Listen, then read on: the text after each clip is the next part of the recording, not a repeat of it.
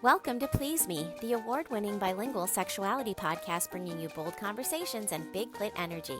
As a female host in a male-dominated industry, I'm thrilled to announce that Please Me is the #1 ranked sexuality podcast in the USA and worldwide, covering topics on sexual health, intimacy, and sexual empowerment. I'm Eve, your host, on a journey from trauma to sexual liberation. Join me and my guests as we dive into conversations around orgasm equality, self-love, body positivity, and essential sex education. Let's reclaim pleasure and close the orgasm gap, one empowering conversation at a time. For part 2 of this deep dive, I'm excited to welcome back Josh Davis to the podcast. Josh continues our conversation on LGBTQ mental health, diving deeper into the shame, abandonment, identity struggles, and emotional healing many gay men experience. In this episode, we explore resilience, self-acceptance, relationships, trauma recovery, and how allies and communities can offer meaningful support. Join us for another powerful conversation filled with insight, compassion, and real talk about healing and connection. Love is love. I'm happy to share that I've been nominated for a 2026 ASN Award for Best Educator. This year, it's a one-time vote, so I would truly appreciate your support. The link is in the show notes, and I thank you for your vote. If you're ready to take your pleasure and sexual health seriously, explore the Sexual Longevity Protocol, a self-paced course designed to support you long-term. And if you want to start gently, download the 30-day self-pleasure and body reconnection practices, a free daily guide to help you reconnect with your body and build pleasure, one day at a time. Support the show by leaving a review and following the podcast wherever you listen. Join my Patreon for $9 a month for ad-free episodes, early releases, and exclusive content, or subscribe to my paid Substack newsletter for deeper insights and updates. You can also join the Please Me Health Collective on STC.com using code PLEASEME for a free trial and access to my free monthly webinars. Follow me on Instagram at Please Me by Eve Creations for more. Please Me is for mature audiences, so sit back, relax, and surrender to the pleasure of Please Me. That self-hatred is that toxic shame that we talked about, right? And when we have a lot of self-hatred, and so many gay men struggle with self-hatred, that's so funny that we have an event called, this is kind of controversial, but going back to that counterbalance thing, if I feel I'm shameful of myself, we have an event called Pride, the counterbalance of, no, I'm free, I'm good. I just find that very interesting. But yeah, so many people who've gone through trauma, so many gay men, I think that that's something that our nervous systems kind of will learn to do, is to hate ourselves, to keep us small. It's protection. Ladies, let's get personal for a minute. What does your vaginal health routine look like? Because as we mature, our intimate self-care needs an upgrade. If hormone shifts have you feeling dry, less sensitive, or just not quite like yourself, I've got a simple 3-step protocol I'm loving. Every morning I use my lady pump to increase blood flow and wake up the lady bits. And yes, it comes with 3 attachments for all the sensations. Then I apply Shamelessly Aroused by Shameless Care, formulated with sildenafil, the active ingredient used in Viagra, to support stronger arousal, better lubrication, and more responsive orgasms. Pair that with a daily self-love ritual, and you've got a powerful daytime combo. At night, I use Parlor Games estrogen and progesterone creams to support healthy hormone levels and resilient vaginal tissue. Fewer oops moments when I sneeze, and way more confidence when intimacy calls. Dryness, decreased sensitivity, frequent UTIs, incontinence, low blood flow? These 3 upgrades can be a total game changer, because intimate health isn't indulgent. It's essential. And trust me, you'll feel the difference. Self-hatred. That's a big one. And I just think to myself, like, I feel like in my specific case, right, self-hatred has almost been, I don't know how to say this, but my inner child, right? So I've talked about and done a lot of inner child work in my life, but not until very recently, within the last year, I would say, did I ever really actually meet her. She was just a concept, like, oh yeah, there's an inner child in there somewhere, but like, I don't feel like connected to that part of me, like, at all, right? And I almost feel like when I think about my stuff, right, I feel like denying her and denying her emotions, denying her needs, etc., is almost a form of self-hatred. Mhm. I don't know if I'm like making that up, or it just it feels like it goes together. And for me, like really connecting with my inner child was something that I purposely did some work around when I did my ayahuasca journey. I did not And know that about you. I love that.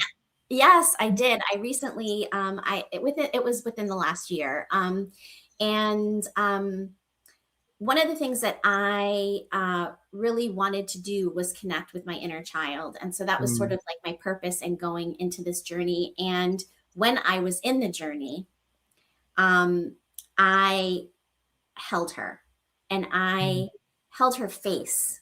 And I really connected with her in a way that I had never felt her before. And I think it's so important for people to understand that there is that vulnerable child inside of you that you need to protect and take care of. And it's not something that just like goes away as you become an adult, right? And so I would love to know your thoughts about what all of what I just said, because I just said a whole mhm. bunch of stuff. Yep, And yep, yep, just, yep. yeah, so go for it. Yeah, yeah, yeah. That self-hatred is that toxic chain that we talked about, right? And when we have a lot of self-hatred, and so many gay men struggle with self-hatred. It's so funny that we have an event called, this is kind of controversial, but going back to that counterbalance thing of like, if I feel like if I'm shameful of myself, we have an event called Pride. Like it's the counterbalance of like, no, like I'm free, I'm good. Like I just find that very interesting. But yeah, like so many people who've gone through trauma, so many gay men, I think that that's something that our nervous systems kind of will learn to do, is to hate ourselves to keep us small for protection. Um, and that really keeps us away from being vulnerable, being intimate. Um, because if I am self hating myself, if I'm keeping myself small, then I may not get hurt. Or if I do get hurt, it's not going to feel as devastating. And I think that's a beautiful moment of like you connecting with your inner child, because like they're a part of us, right? And then we can kind of integrate them and we kind of hold the space for them and ourselves. And like sometimes people talk about reparenting themselves, and but we get to be the protector, and we get to be like the person that moves our life forward rather than being like a victim and kind of being stuck in that. It's like, no, like I'm meeting my own needs. I am able to take care of myself. I'm an adult. In the past, I wasn't, but now I am, and I can continue moving my life towards where I wanted to go. I love that concept of reparenting yourself, because you can take the reins back and you can become the parent that you didn't have, that you needed. And so I love that concept so much. And I would love for you, and you just kind of like broke it down a little bit. If you could just like expand on that a little bit, just to like explain what that means to people and how they can incorporate that into their everyday. Uh-huh.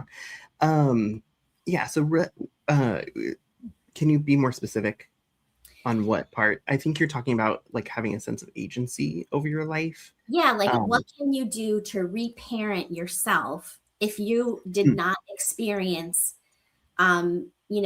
healthy parents, right? That didn't take care of you, right? When you were a child, and how can you make yourself feel safe in the world? What sorts of like, I don't know, give us a couple examples. yeah, yeah, yeah. So, I always think it's about how you're relating to yourself. So you want to be curious to your inner dialogue. What are you saying to yourself?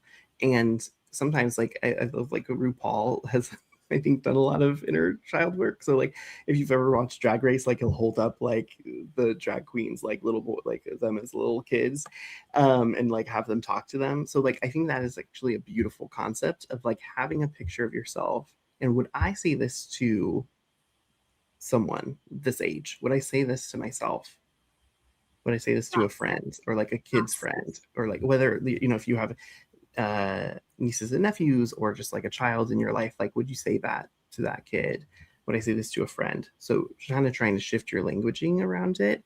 But I really think it kind of goes back to tapping into that sense of kind of aliveness and allowing yourself to connect with that. Because that shame can be so strong, and there can just feel like 1,000 pounds on us, or like this, we're like kind of like in a wet blanket or whatever. It's just like, oh, like there's a lot of like oppression that happens. But once we're able to kind of connect to like that sense of aliveness, to like our healthy entitlement, our healthy self-worth, that's what really can propel us to be like, wait, I want to do something different for myself. Like, yes, like this may have helped me in the past, but like now I get to kind of stand in my own right, in my own what I call agency, which is that like sense of like, I'm not just like a turd floating down the river of life. Like I am like actually like propelling my life forward. Like I am the driver of my life, whether that's like in an airplane or like a bus or whatever you want to picture it as. But like I'm moving my life forward. Like, yes, like life can be chaotic out there. Life can do whatever it's going to do because pain is inevitable, but I don't have to suffer. And that whole like concept of pain and suffering is like when we turn like the pain of life and make it about ourselves. We're like, okay, bitch, like people may not be like, people are maybe just being like cranky and like they have their own shit to deal with. But like, I can operate how I want to operate. I love this. And like as soon as you said like turd floating down the river of life, right? And then like the opposite of that, you said airplane. I thought an amazing, gorgeous, gigantic yacht, right? Yeah, yeah, yeah, yeah, Yes. yeah. And like, what are you going to drive through your journey through life, right? Mhm, And we talked a little bit, or you just talked a little bit about self worth, and I want to talk a little bit about how does rejection, body image, and comparison within the gay male culture impact self worth and relationships, in your opinion? yeah, yeah, yeah. Oh boy. So it kind of goes back to that like objectification that I talked Mhm. about, Mhm. whether it, and we can get sense of worth, but I think it's like a false sense of worth on the external. So a lot of people will think about, I need to like really improve my body image. I need to be, and like working with eating disorders and people who've like have a lot of like body dysmorphia and things, like it's not about your body at all. It's really about how you see yourself and what lens and how you relate to yourself, like the lens you see yourself as. Because you can have like the most beautiful body and still hate your body, right? So it's not really about the external. You can be super career driven and have like the best job and have so much money. And a lot of times when people accomplish these like kind of external things, they still feel empty inside. So it's really about the relationship that we have with ourselves and living the life on our terms and what we want for our life. Um, and like living aligned with our values. So whether that value is friendship or nature or sex or pleasure or whatever it is, it's being in alignment with those things and feeling, I think like a lot of times people will see this like view of like confidence or saying but of like self-worth as like this like really extreme like kind of empowerment, like I'm the baddest person in the world. But really, self worth is like recognizing what you're good at and what you're not good at. Like it's kind of that mixture of the two worlds of the external and internal, where like, yeah, like I can have a sense of worth and value in this world. And there's going to be things where like the world's going to be the world and that's okay. But I can take a place in it. So I think it's not this like, I see a lot of people will try to like chase something. And I don't think that is actually a good way of finding worth. It's really kind of being with finding worth within yourself and At being this able to, yeah, and being able to say like, hey, like here are my accomplishments. This is what makes me me. This is what I really like about myself. And acknowledging that, like, yeah, there may be things that you may not like about yourself, but that's okay. It's like living that like ambiguity. Two things can be true. very true, very true. And, just coming from my own perspective and about self-worth, and just like body image, right? So I was always like a fitness person, and I always like, was super fit and blah, blah, blah. And, within the last few years, that's sort of fallen to the wayside. And I have my ups and downs, right? Where I'll go through periods of like exercising, then I'll go through periods of not exercising, etc. Right. And also the menopause journey, right? So I've been on that menopause journey too, and have gained like a significant amount of weight, and also have lost some weight as well. And so when I was at my heaviest, I still felt, and I just want to talk about like body positivity right now specifically because I've worked on that a lot throughout my life. And so when I was at my heaviest, I still loved my body, and then when I lost some weight, I still love my body. And you can love your body at any size. It really is all about the work that you do on yourself to really get to that point where no matter what, you love yourself, and in this moment, in this day. And so how do you help people to understand that and sort of hone in on, because I know you're talking about mindfulness, right? And I'm assuming that this is going to go back to like the same thing, is that we're really trying to learn how to be mindful and how to be connected to yourself in this moment in time. Yeah. Before I kind of talk about that, like I just want to acknowledge, like, bodies change, everyone. Like your body at like Change. 16 and 18 is not going to be the body when you're 30 or 40, 60, 70. Like, let Yes. go of those expectations, please. Like, they're not serving you. And like pop culture Yes. does not do us justice. And yeah, like celebrities, like they have diets, they have personal trainers, they have a lot of resources that an average per human does not have. So like stop comparing. It's not realistic. I could go on a soapbox about that. But once again, it Yes. goes back to what are you telling yourself? Right. And that's really mindfulness of thought. If I look at myself and I see my nose and I'm like, oh, that I have a hideous nose, and I create this story about my nose, you're probably going to, because we have negativity bias, that's the only thing you're going to look at on your face, right? So it's really trying. I think body positivity has maybe have gone to an extreme. Like, once again, we're humans, we like those extremes. But it's really about neutrality of like, oh, my legs are my legs. Like a leg really just serves a function of helping me move. Great. I can have gratitude for that. My legs are doing what they're supposed to do, right? I may not like prefer my legs or my nose or whatever, but is a part of me, right? And there's other things that I can like. So it's having gratitude for the things that you do like and appreciation for the things that you like, and just seeing the things that you don't like as neutral. But once again, like if you're criticizing yourself, if you're judging yourself, if you are, creating this narrative, that's all you're going to focus on. So it's starting to kind of like break apart uh, that narrative that you've maybe created, or those external pressures that you've kind of bought into to start shaping that. Because yeah, like I think a lot of people are really judgmental, and I think things are kind of changing where like gay men, yes, that was like 100% true, and I actually think like even straight men now with like body look maxing and all that stuff, like we are all under this extreme pressure of body image, um which is really unfortunate because like our bodies are just like the vessel that lets us experience life. So it really goes back to being mindful. And also, if you're hating your body, you're probably not going to allow it to be that like antenna that you need it to be to like gather information of like, like how am I feeling? How am I doing? Like, do I have a gut feeling about this? And that really helps us navigate life. It kind of goes back to that dissociation piece that we talked about before. So if you're dissociated from your body, you're gonna be missing information. I love that concept of thinking about your body as an antenna, right? Gathering information. And if your body is in a healthy state and you are walking down the street and your arms and your wrists and your fingers and everything is working the way it's supposed to, and you're not experiencing pain, be thankful for that. Because as a physical therapist, I see people that are in pain all the time. I see people that are dealing with dysfunction.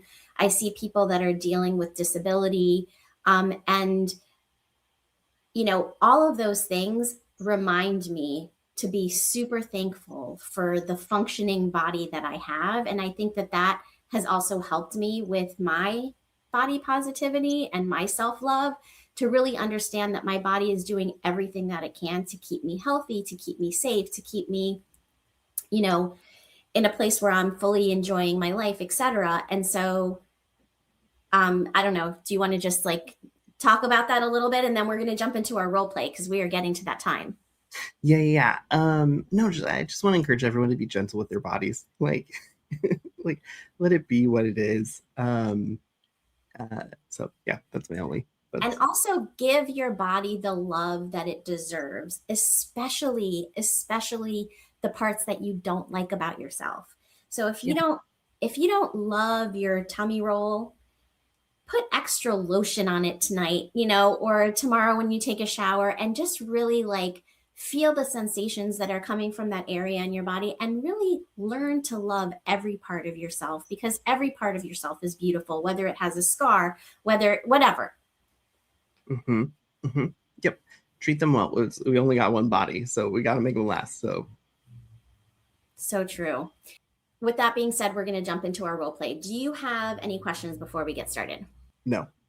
Ladies, whether you are just starting your menopause journey or well into it and have questions about hormone replacement therapy, you're not alone. Many women experience vaginal dryness, decreased sensitivity, and urinary incontinence, like leaking when you sneeze, laugh, or exercise.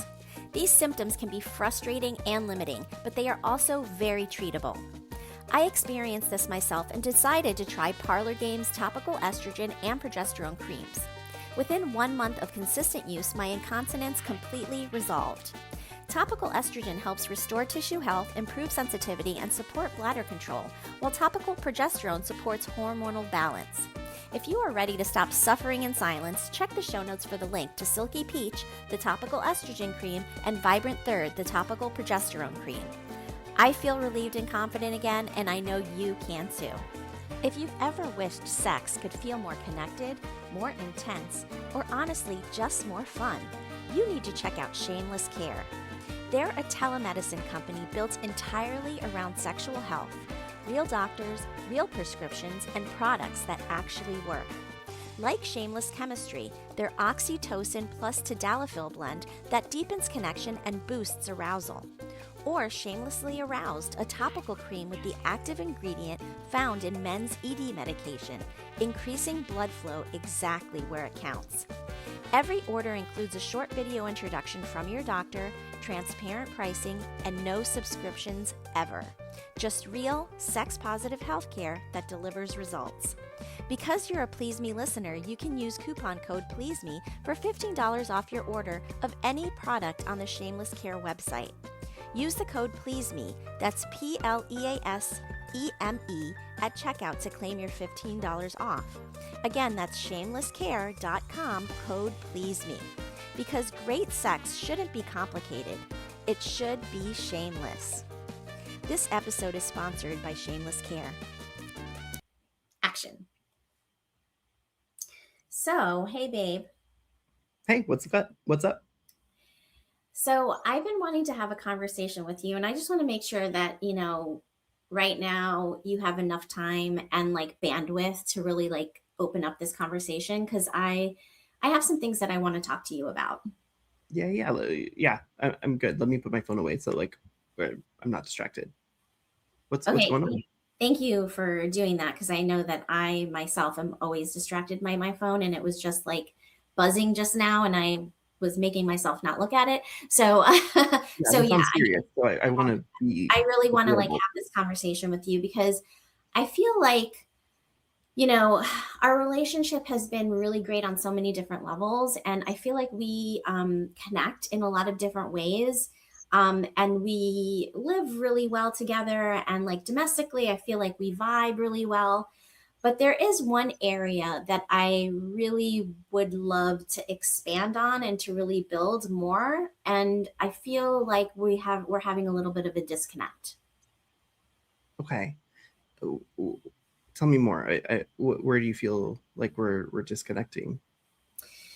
Yeah, so intimately, I feel like I am really desiring more intimacy, more sexual experiences with you, or just like more intimate moments throughout the day. Not necessarily like sex per se all the time, but like just more hugging, more like natural, like our energies sort of just like pass by each other in the kitchen instead of like us like brushing up against each other, or like I don't know, just like having those like little small intimate connections that sort of set the stage for the bedroom down the line, right? And I really feel like we could do better in our relationship to connect more so that we will be more aligned sexually. Yeah, yeah, yeah. And I, I know like work has been rough for me right now, and I've just been like really thinking about just projects and things. And I apologize because I could be more present to you. I recognize like I'm not probably showing up as good as best as I could or can. But tell me more about like what do you feel like is missing? Because like I feel like I can improve, but I would just want to make sure that like I'm improving on the right things. Because like it sounds like it's not about sex, but it's more about like foreplay or what's leading into it that I can like kind of like warm us up a little bit better. Yeah, so for me, I feel like, sometimes we're like in the house together, right? You're home from work, I'm home from work, but I may be like, upstairs working on my computer, and you may be like, downstairs looking at TV, or outside like smoking or whatever. And the times that we're actually like physically present to one another, I feel like has really diminished. So we may be like living in the same space and being in the same space at the same time, but we're not intentionally making that connection on a regular basis. And, I feel like sometimes when you do come up to bed, it's like so late and I'm already so like exhausted from the day that I'm not really willing to like sort of jump into intimate time at that time because I'm really too tired. But I feel like we should be making more of an effort on both of our sides, right? To like really be more in the same space, to actually really connect on a physical level, whether that be, me like rubbing your neck as I'm like walking by you in the kitchen, or like giving you a spank on the butt, or actually being present in the bedroom or wherever it is that we want to have sex. It doesn't always have to be the bedroom, but like, like physically just being present with one another. Yeah, yeah, yeah. I can definitely work on being more present because I want that too. Like I don't want to. It makes me sad that you feel like disconnected. And I'm happy you're bringing this up because if you didn't, I wouldn't have been aware of it. So I'm happy that you're sharing this. So thank you, and I'll be more present. And I think we both have to too because I can definitely see where yeah, like I'll be downstairs watching TV, but I also think that you will be focusing on work too. So, I just want us to both be on the same page and could both put in effort so we have those moments together, whether it's like cuddling or, like just like you said, like passing each other and like being flirtatious. Because I definitely see that hasn't been happening. Well, like I really appreciate that you acknowledge the fact that the issues that I'm bringing up are something that you're also seeing too, because sometimes I feel like I'm crazy and I know that I love you so much and I like want us to, be connected. But and I almost was like wondering if maybe we needed to like sort of think about opening up our relationship if those were not things that we were in alignment with, because I certainly, if we are mismatched in our desires, right? And I'm up here and you're over here, with the changes that we make, we might be a little bit closer, but will it be like enough for me who, is very physically needy, right? Or is it something that maybe we need to discuss in terms of like, having our needs met and maybe opening up the relationship? Have you ever thought about that? Um, no, I haven't. And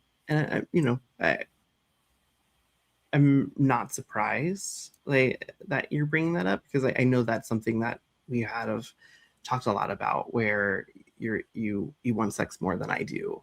Um, and I want you to get your needs met and I want you to feel uh, good about everything. And I'm curious to know what that would mean for us and what that would look like. Because like honestly, like I'm hesitant. I'm scared about it. Well, first of all, like the first part of it is us really like trying to improve our personal relationship, right? And like if I'm up here and you're down here and we make the changes, we may end up like this, right? And we may end up even.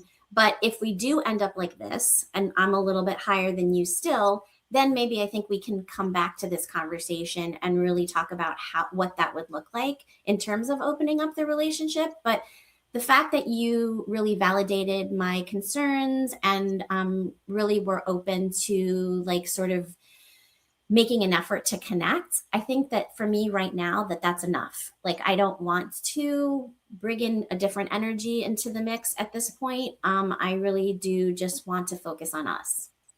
Yeah, and I do too. Like if we ever were to open the relationship or bring someone else in or whatever, I want to make sure that we're good, because I don't think that's the solution to a problem. I just want to make sure that we're good because I love you and I want to make sure that you're good and I'm good and we're good.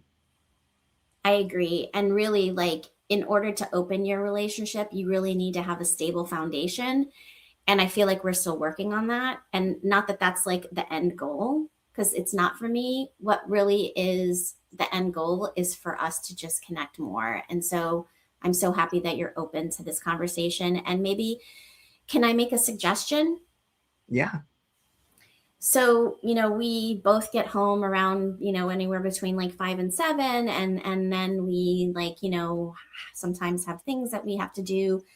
But could we like try to maybe like be off of our computers and like more in tune with one another at maybe like a specific time of the night where we have at least like an hour or two to like really just be together and have more, not necessarily even intimate time, but like quality time together, like maybe like 9:30 or 9, something like that. I don't know what could work for you, but I'm just thinking like, and yeah, yeah. No, I think that's a great idea. I'm just thinking about logistical stuff, but no, I agree. I think like we both should be off of our phones and just like not distracted. Like at like I think like 9:30 is definitely doable.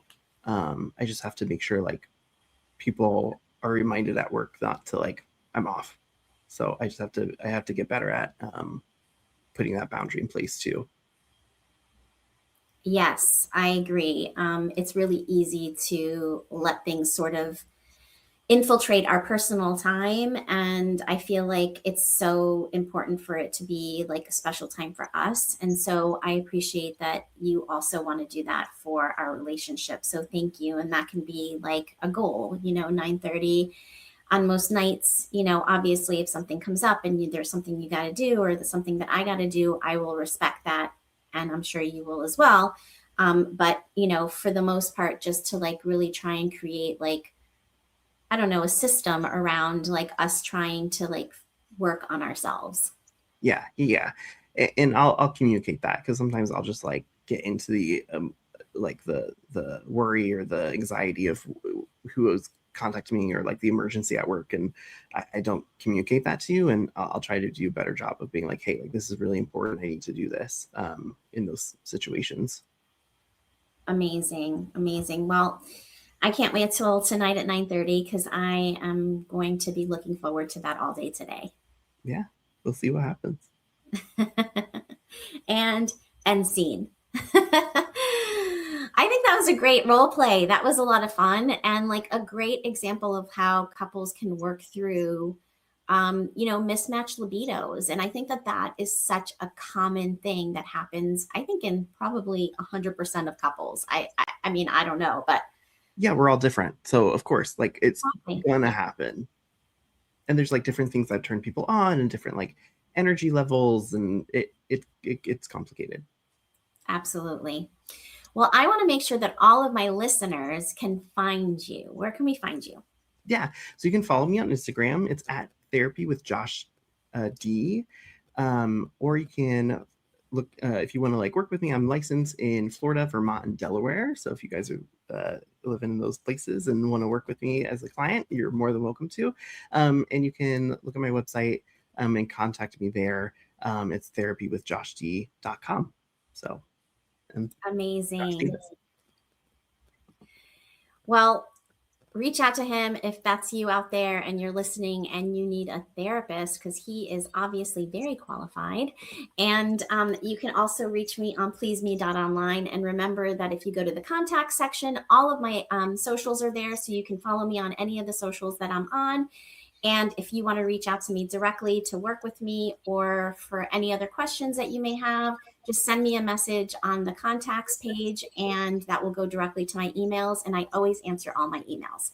So, with that being said, I want to thank you again, Josh, for being on the show today. This has been such an amazing conversation. Thank you. It was really a pleasure to be here, and I'd love to do it again if that's a Yes, possibility. let's do that. Let's talk about that. All right. Until next time, everyone. Bye. If you're feeling disconnected from your body, struggling with intimacy, or facing a sexual health condition, you're not alone. There is no shame in what you're experiencing, and you don't have to figure it out on your own. But the longer you wait, the harder it becomes to reclaim your confidence, pleasure, and connection. That's why I offer a free 15-minute discovery call to explore what's going on and whether working together is the right next step. Spots fill quickly, so don't wait. The link is in the show notes. Grab your time now. Are you looking for a sexy date? Look no further than SDC.com. SDC.com is the premier ethically non-monogamous website that is worldwide. It also hosts a wealth of information on sexuality and sexual health, and I host a free live webinar monthly on the site. You can use code 37340 for a free trial membership on me, and be sure to reach out on the site and say hello. I want to personally invite you to join me on Patreon for ad-free listening, bonus episodes, and early releases. Already there is a lot of bonus content on there with many webinars that I've done in the past and a show that I've never released to the public before. My show is completely self-funded, and when you are able to support me in this way, I'm able to spread my message of body positivity, self-love, and women's empowerment, and empowerment in general around sexuality around the globe. And so with that being said, I appreciate everyone who has already joined Patreon. And if you've thought about joining, now's your nudge to do so.